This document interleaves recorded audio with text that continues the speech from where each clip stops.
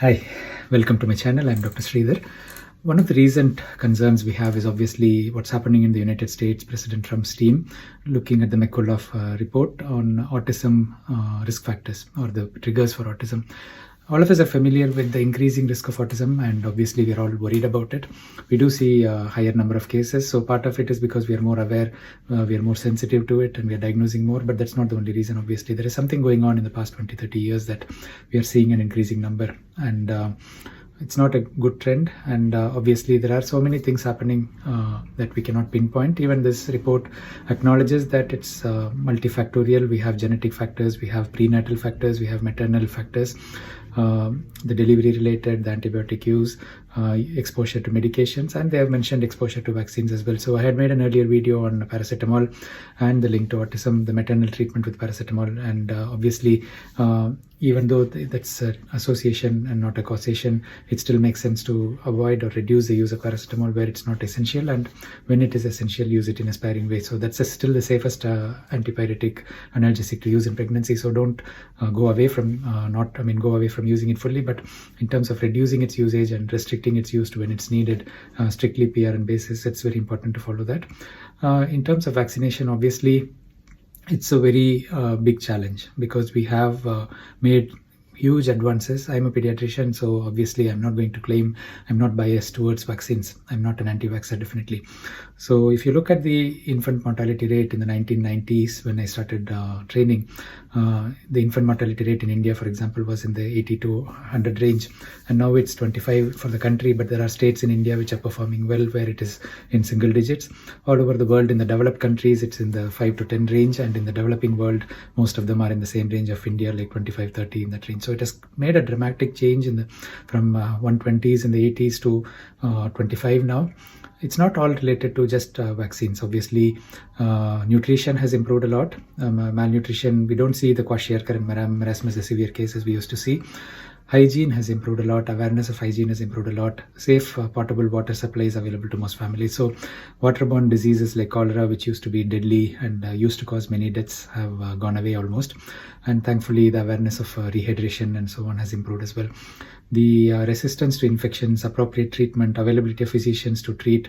Previously we used to have compounders who used to treat not qualified physicians in the rural settings, and they used to treat as they wanted, and many people didn't come to allopathy as well. So access to medications, timely use of antibiotics. The World Health Organization has done a great job in improving awareness in diarrheal diseases and vitamin A deficiency, respiratory infections, early treatment of pneumonia, even in the community level.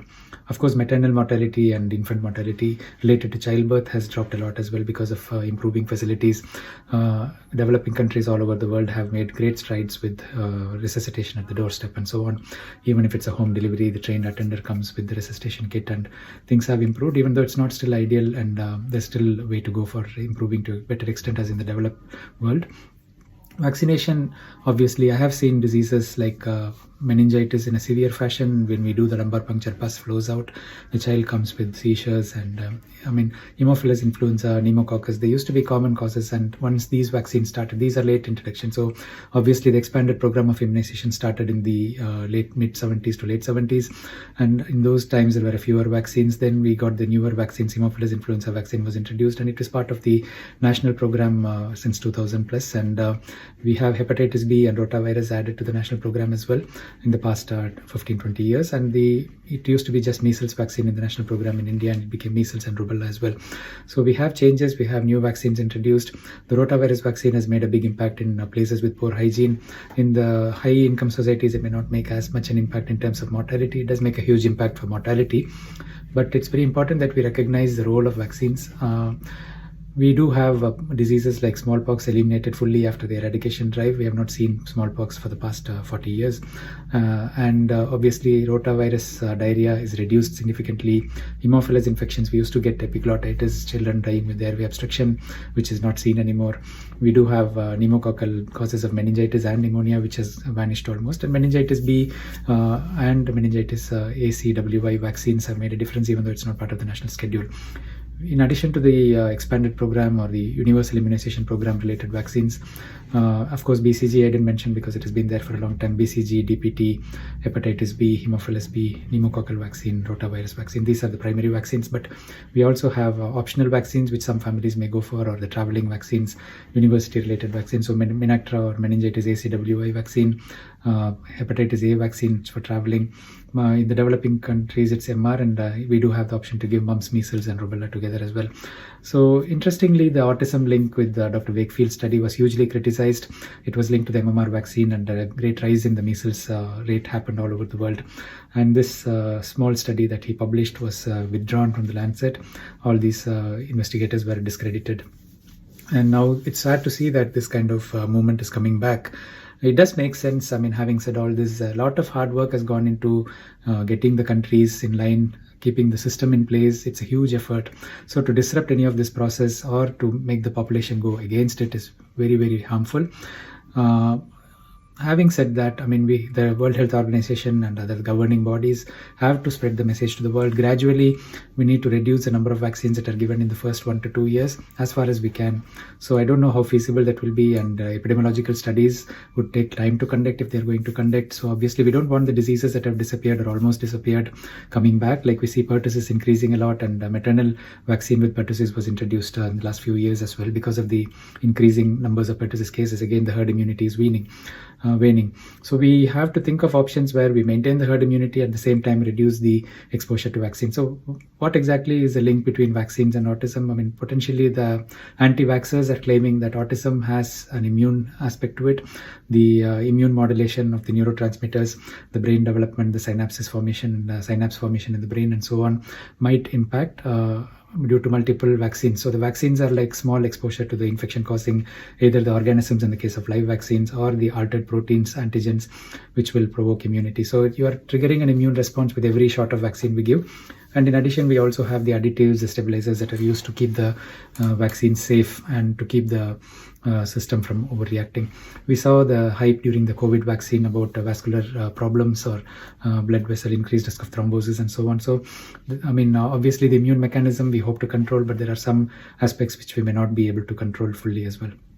So in terms of reducing the number of vaccinations that a child gets in a sensible way, in a controlled fashion worldwide, it would make sense to maybe separate the vaccines which are combinations where the combination is not essential and move the ones where the immediate risk is low to an older age range. The UK, Department of Health, the green book that they produce for the vaccines, obviously, or the red book, I'm not sure, I'm confused now. But in terms of the vaccination schedule, they keep revising it, they keep changing the sequence of vaccines, reduce it at one stage, bring it to the later stage according to the risks. The World Health Organization needs to do that for infections which have become lower risk, and maybe reduce 1 or 2 doses from, if they get 3 doses in the beginning, they can make 2 doses and move a booster later on after 18 months. The same thing with the vaccines which are not essential. So the flu vaccine is one example where we do recommend it after 6 months in the high risk population, but restrict it to the high risk. Don't generalize it. Don't make the parents of well children panic about it. Take the precautions, but don't try to spread it to everyone that they need to give the flu vaccine. There is a worry about the marketing or the pharmacy industry's push, because it's a huge money. It's huge money for the pharmacy industry, and there is no denying the fact that they would have vested interests. They try to influence their deciding governing bodies everywhere in the world. And we shouldn't close our eyes to that. So we have to be open to that, but look at the options where you don't disrupt the process. You do it in a controlled, safe fashion, monitor the change, monitor the response to the change, and don't hesitate to make regional changes according to what you see in your community. If there is a slight outburst of pertussis when you have made a change to the vaccination schedule, you go back to the old schedule or intensify it. They brought the injectable polio vaccine in addition to the OPV in India, again to make the immune system better. Similarly, the OPV doses can reduce if the IPV is taking effect and polio as a whole is reduced. So this is just a summary of my thoughts. So please don't read the misconceptions. Don't go by their false messages. There is definitely no clear risk of autism, and the weight of a child's health. We are having smaller families these days. Obviously, previously we used to see families with 10 kids, 12 kids, and 3 or 4 of them might die, and still the parents would have 8 kids. I'm not saying that's the right thing, but now we have 1 child or 2 child families, and the value of life is huge. So you see doctors being beaten up by irate parents because they've lost a single child or the important member in the family, and everyone wants the best for the child from conception to the child growing up. So nobody is going to take a risk, and that's the reason why people are afraid to remove certain vaccines or make changes. So this has to come from the leadership level. Acknowledge that we can reduce the exposure of young kids in the developing first 2 years of age to immunological triggers as much as possible. At the same time, work on hygiene. Again, you know that too much of hygiene isn't good as well. We know the hygiene hypothesis linked to allergy, excess processed foods affecting your gut microbiota, low fiber load, non-nutritious diet, and so on. So giving antibiotics on an unnecessary basis is going to change your gut bacteria. So these are all linked to the way our body homeostasis works. So you have to look at all options. Screen time, the way we use our phones, sets an example for the children.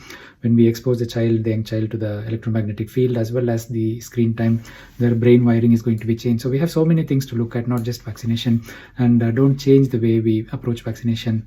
And if at all there is an impact of this, the World Health Organization and other bodies have to look at phased manner in which they can reschedule, like the UK government is doing. I don't know about the other countries if they're actively changing the schedule as much. I don't think the CDC changes that much, but in terms of the vaccine schedule worldwide, they can try to modify the schedule to reduce the number of dose exposures as well. And the parent should have the option, if they decide like chickenpox is not that serious an infection, or the rotavirus, they want to avoid the dose for their child because they're in hygienic settings, it's up to them. So obviously you give them the positives and benefits and give them the option not to take. So the important vaccines should be stressed. The life-threatening ones should definitely be taken. The ones that are optional, the risk of exposure is low, they should have the choice to not select it if they want. And this is my view to trying taking a balanced approach, at the same time a safe approach. Do share your thoughts if you disagree with me on any of this as well, and I would appreciate your views in the comment. Thank you.